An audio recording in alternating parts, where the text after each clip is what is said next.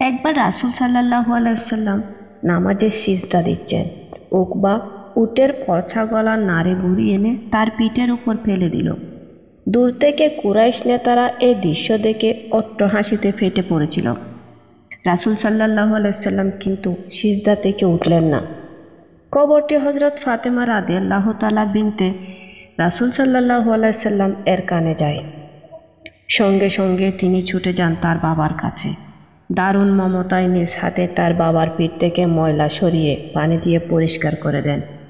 রাসূল সাল্লাল্লাহু আলাইহি ওয়াসাল্লাম বলেছেন, পৃথিবী নারীদের মধ্যে তোমাদের অনুসরণের জন্য মারিয়াম বিনতে ইমরান, খাদিজা বিনতে খুয়াইলিদ, ফাতেমা বিনতে মুহাম্মদ ও ফেরাউনের স্ত্রী আসিয়াই যথেষ্ট।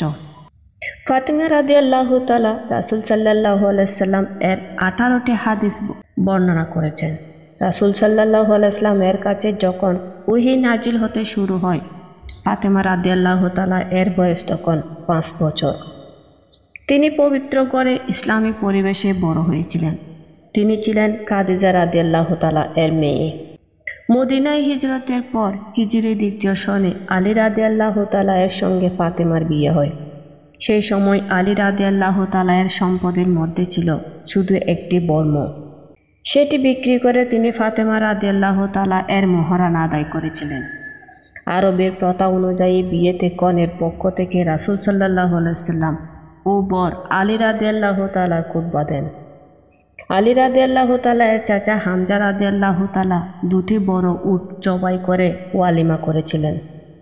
রাসূল সাল্লাল্লাহু আলাইহি ওয়াসাল্লাম বিয়ে সম্পন্ন হওয়ার পর একটি গ্লাসের পানিতে কোরআনের কিছু আয়াত তেলাওয়াত করে তাতে ফু দেন। সেই পানির কিছুটা তিনি বর কনেকে পান করাতে বলে, বাকিটুকু দিয়ে ওযু করেন। তারপর সে পানি তাদের দুজনের মাথায় ছিটিয়ে দিয়ে দোয়া করে বলেন, হে আল্লাহ, তুমি তাদের দুজনের মধ্যে বরকত দাও। হে আল্লাহ, তুমি তাদের দুজনকে কল্যাণ দাও।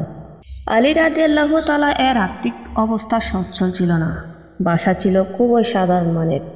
কোনো বিলাসিতা তো ছিলই না, সাহায্য করারও কেউ ছিল না। ফাতেমা রাদিয়াল্লাহু তাআলা একাই সব কাজ করতেন। আলী রাদিয়াল্লাহু তাআলা যতটুকু পারতেন তাকে কাজে সাহায্য করতেন।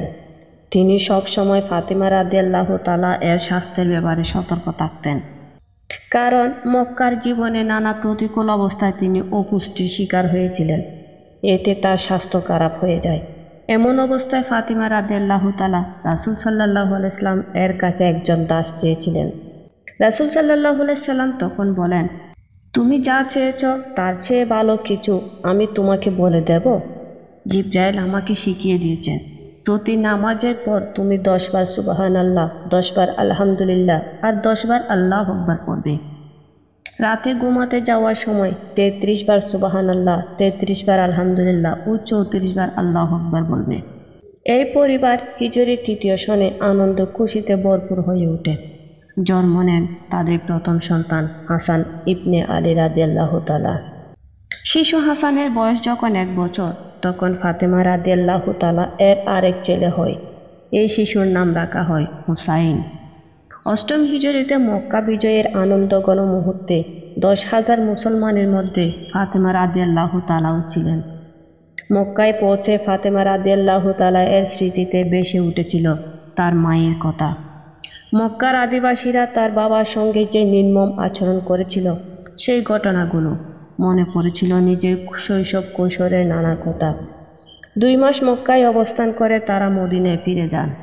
হিজরি 11 সনের সফর মাসে রাসূল সাল্লাল্লাহু আলাইহি ওয়াসাল্লাম অসুস্থ হয়ে পড়েন।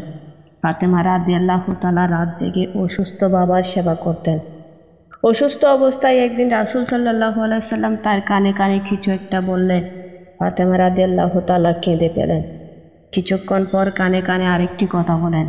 সেই কথা শুনে ফাতেমা রাদিয়াল্লাহু তাআলা এর মুখে খুশির আভা ফুটে ওঠে। রাসূল সাল্লাল্লাহু আলাইহি ওয়াসাল্লাম এর ইন্তেকালের পর ফাতেমা রাদিয়াল্লাহু তাআলাকে জিজ্ঞেস করা হয়েছিল, সেদিন আপনার হাসি কান্নার কারণ কি ছিল? ফাতেমা রাদিয়াল্লাহু তাআলা বললেন, প্রথমবার রাসূল সাল্লাল্লাহু আলাইহি ওয়াসাল্লাম বলেছিলেন, আমার মৃত্যুর সময় ঘনিয়ে এসেছে, তাই আমি কেঁদেছিলাম। আর দ্বিতীয়বার তিনি বলেছিলেন, আমার পরিবারের সদস্যদের মধ্যে তুমি প্রথম আমার সঙ্গে মিলিত হবে, আর তুমি হবে দুনিয়ার নারীদের সর্দার। এই কথা শুনে আমি হেসেছিলাম। রাসূল সাল্লাল্লাহু আলাইহি সাল্লাম ফাতেমা রাদিয়াল্লাহু তাআলাকে এত ভালোবাসতেন যে তিনি বলেছেন, ফাতেমা আমার দেহের একটি অংশ, কেউ তাকে অসন্তুষ্ট করলে আমাকে অসন্তুষ্ট করবে। রাসূল সাল্লাল্লাহু আলাইহি সাল্লাম এর ইন্তেকালের 6 মাস পর হিজরি 11 সনের রমজান মাসে ফাতেমা রাদিয়াল্লাহু তাআলা ইন্তেকাল করেন।